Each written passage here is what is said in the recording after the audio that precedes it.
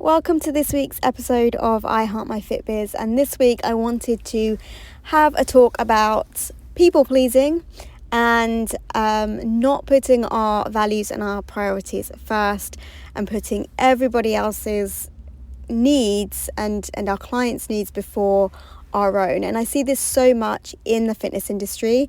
Nearly every group fitness instructor I talk to feels this way.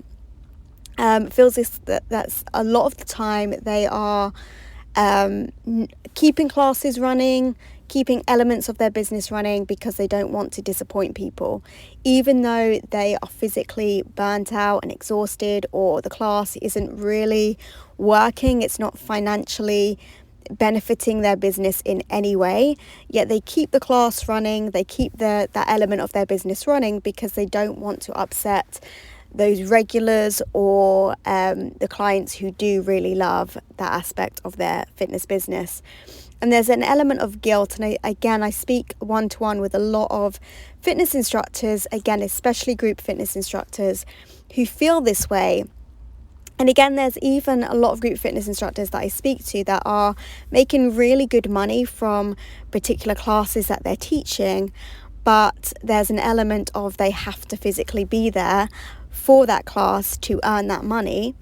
And also they are feeling exhausted, knackered. They're not really enjoying that class that they are teaching, and they are purely just doing it because they can make that amount of money on that night with those classes. So it's not just about letting go of things because it's not making you money. It's actually really thinking about the alignment of you and your business and what's best for your health, because you're going to start to resent things and you're going to start to resent people if you continue with things that just don't feel right to you. So a lot of the time especially in the fitness industry, we feel like we have this obligation to keep things running.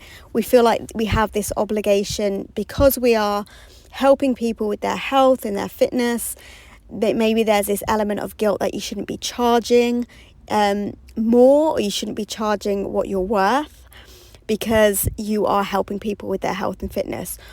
And there's a huge element as well that you shouldn't be making a lot of money because you enjoy what you're doing and you would be doing it anyway, regardless of the amount of money that you are making. So we have a lot of kind of money issues around our services and our classes and how we help people in the fitness industry. And there's again also this element of feeling guilty and letting people down because they are relying on us to teach that class or do that personal training session. So I wanted to really focus on that today and really go in depth with some of my experiences and how I wish maybe I'd done things a little bit differently, and how actually in the long run people pleasing didn't help my business in any way, shape or form. So my fitness business started with community classes, with teaching people in village halls and building up a huge amount of classes from that. And again, it's something that a lot of fitness instructors do. And actually, it requires us to, again, be there, to physically be teaching in order to make an income. And this is only really sustainable for a limited period of time. Even if somebody's been doing it, like speak to group fitness instructors who have been doing it for 20, 30 years. But they're coming to that point now where actually they want to take it a little bit easier. They don't want to be teaching so much. They don't want to be out every evenings. And that happened really early on for me. Around kind of 5-6 years in, I was really exhausted, teaching too much, not really wanting to be out in the evenings, teaching in cold village halls. But for most, again, it is a good 10-20 years sometimes that they are teaching lots and lots and lots and lots of classes because again they love it, but they are exhausted and they're getting to that point where they can't physically continue to do the amount that they are doing, and they can't physically continue to give up their time to make that money in the classes that they are teaching. And so this happened really early on for me. I was really burnt out. All my business was based on teaching classes, and I wasn't making any income if I wasn't physically teaching. So it also made things like holidays, taking time off, really hard and really challenging, and made me resent a lot of the classes that I was teaching. It made me resent some of the people that were coming to the classes. As much as I loved all the people coming to the classes, some nights it was just like, oh, I really wish I'd stopped this class, or I really wish I'd booked this bank holiday off. But I felt like I couldn't, because it was my income, it was my business's income, and it was the only way that I could make money. So a lot of us get into that rut and find it really hard to come out of that. And it might be for you that it's personal training sessions. It might be that you have an element of your business that, again, you're making money from it, but you're just not enjoying it. And again, there's an element of you have to physically be there, training somebody or guiding somebody through something. You have to actually physically be there to make an income.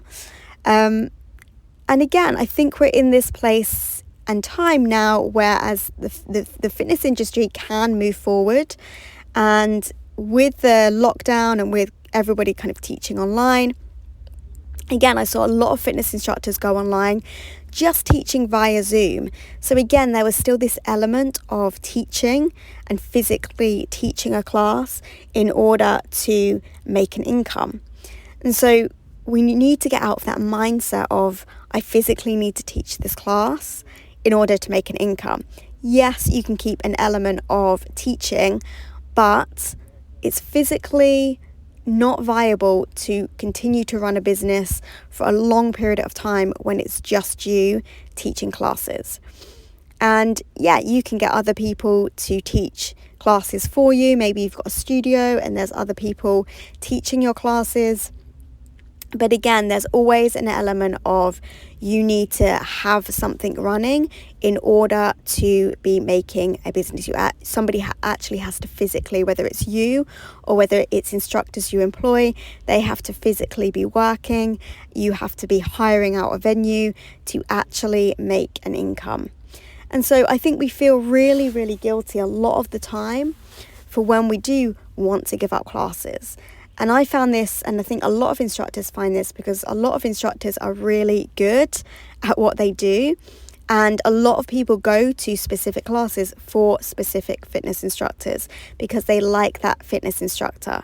So again, if you are hiring other instructors, employing other instructors to run certain classes for you, sometimes it doesn't work because people actually want you to teach the class.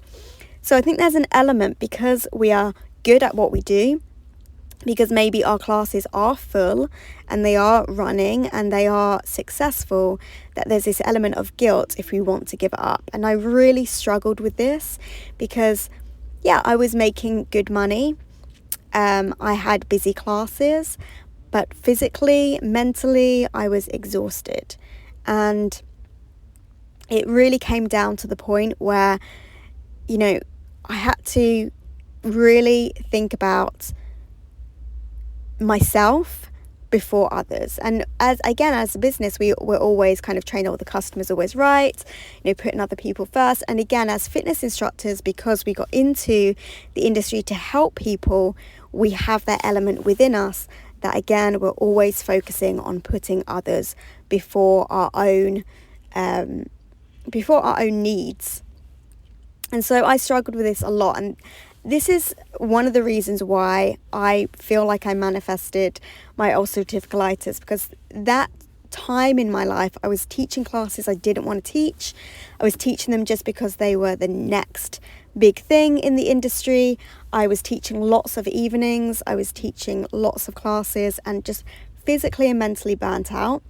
But I felt like I couldn't give anything up. I felt guilty for giving anything up. I felt like I had to have a reason or a justification in order to give something up. And that's when I became ill. That's when I had my ulcerative colitis diagnosis. I was undiagnosed for 3 months, and I don't like to talk about it because I feel like I needed it, which is why I manifested it, in order to be able to give something up. I felt like I needed a justification and excuse in order to give classes up, to change my business and to move forward. And I don't want other people to go through that. And so I don't like talking and using my ulcerative colitis now as an excuse, because I feel like I need to be coming from a place and moving my business forward from a place where all of the decisions were making were from either a business point of view, classes weren't making money, so I'm not going to continue with them, or from a value and a health point of view, from the place of this isn't serving me and my health, and even though this class is popular and everybody wants me to continue to do this class, I'm not going to because I value myself. And that was really hard, and you may be agreeing with this, you may not be agreeing with this, you may have no problems in giving anything up. But I think as fitness instructors, we often feel guilty, and we often feel this obligation to keep things going when it's popular, to keep things going just because everybody wants it to keep going, because we're making a certain amount of money from it, even though it doesn't make us happy, or even though it's detrimental to our health and our fitness. So I want you to have a think about that, of where you're doing that in your life and in your business, and really think about, how can I come at this from a place of what's best for me, what's best for me financially, what's best for me health-wise, what's best for me in the long run. Because what I found is, when I started to give up things that weren't in alignment with my values, with my health, that were costing me either financially or health-wise. And again, it's really hard to give things up in a business when they are doing well financially, because we always think, well, why am I stopping this when it's making my business a lot of money?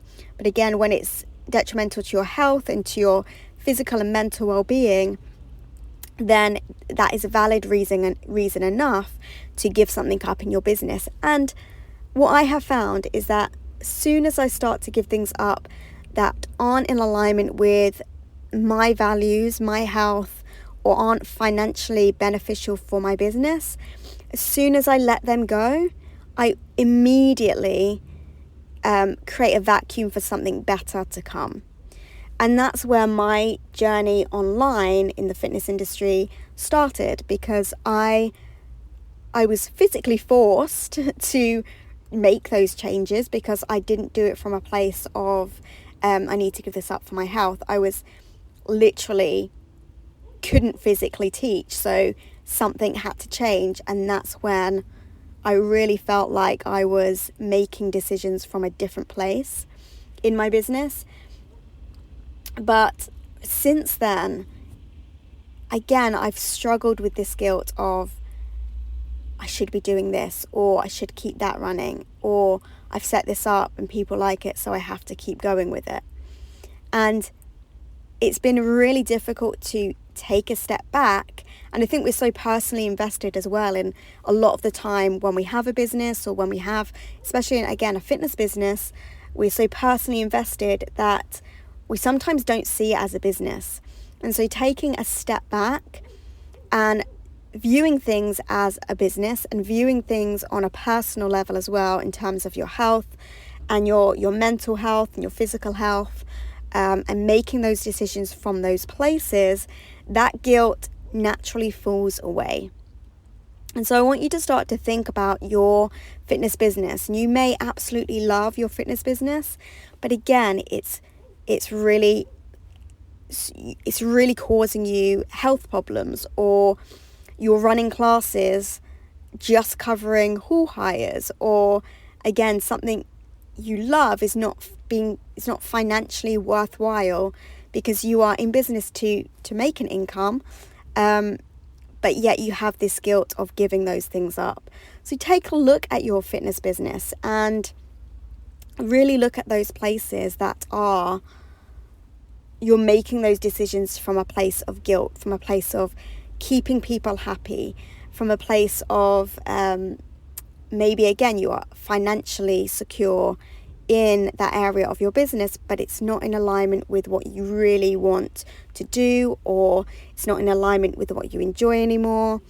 Think of all of those places. And again, I love a list, so maybe make a list of all of the ways or all of the areas that you're feeling guilty for keeping something going in your fitness business. Think of all of those areas where you feel energetically, mentally, physically drained and exhausted after doing those services, teaching those classes. Think of everything, every task in your fitness business, and where it's just really isn't in alignment with what you value and what you came into the industry for. Because we came into the industry because we loved it, or because we want to really help people. And a lot of the time we end up doing the opposite. We end up saying to people, giving all this advice about their health, about their mental health, about their physical health, and we actually do the opposite. We actually put ourselves last, and we put our own fitness last, and we sacrifice our own health and fitness for a fitness business where we are giving advice to others about putting their health first and putting their health and fitness first. And sometimes it's really, we have that conflict within ourselves from doing that, which again can cause that conflict in the body, which can manifest lots of different things. And again, a lot of the time I find that when I am out of alignment, the things that I'm doing are just naturally draining, whether I have the energy to teach that class or not. If it's something I'm not enjoying and it's not in alignment with what I want, that class will be energetically draining as it is. So even if it's just a Pilates class, if it's not in alignment, or if it's not something that you want to do, or if it's, again, maybe not making your business money financially, it's not in alignment, you will feel drained anyway from doing it. So it doesn't just have to be on teaching so many classes, I'm physically exhausted. It might just be that you're mentally exhausted from being in that place of not being in alignment with your fitness business and your values and your health and everything else that you believe in. So I really want you to think about that, because it has been a huge game changer in my life to change my business and to make it more, again, selfishly, to make it more about myself. Because if you aren't enjoying something, if you are physically exhausted from doing something, it's going to be really hard to maintain. You're not going to be, and you got into your fitness business most probably to help people, but again, most probably to make more money, to create more freedom in your life. And you may be at that place where it's just doing the opposite. And you are working all hours under the sun. You are being physically and mentally exhausted and drained from all the classes you are teaching, for all the services that you are providing. And that's not why you got into business.